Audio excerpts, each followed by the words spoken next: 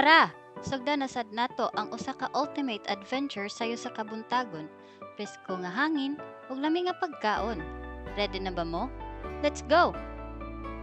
Alas 4 sa kadlaw nagsugod na ang among biyahe padulong sa usa ka hidden paradise sa Liloan, Cebu, ang Lataban Hill.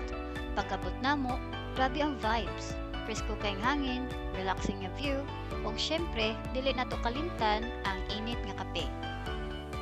Aron mas kumpleto ang experience, among gi-enjoy ang classic nga Bisayang tinulang manok nga naay init nga sabaw, tamis nga unod, ug lami kaayo kauban sa bugnaw nga kahanginan.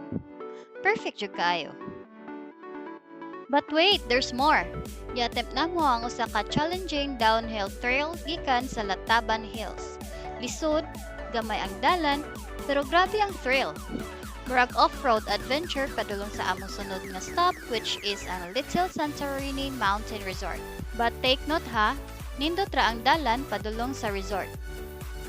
Pag-abot namo, maraming na teleport sa Greece. Blue ug white ang mga buildings, nindot ang view, ug since weekdays, walay daghang tao. Murag exclusive ra gyud namo ang resort. Grabe ka surreal ang feeling. Mura pag VIP.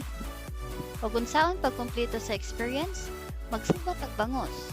Fresh kaayo, juicy, o perfect kaayo sa chill vibes sa resort. Pero ang pinaka-exciting part, this is the first time nga nakatilaw mi og talaba. Unsa ka hang amo reaction? Tara, tan-awon nato.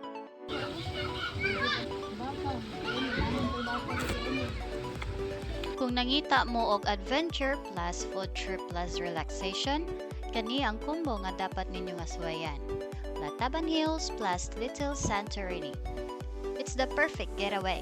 Tigid mo magmahay. Like, comment, ug subscribe and follow para sa mas daghang travel vlogs. Asa ta sunod, atangi!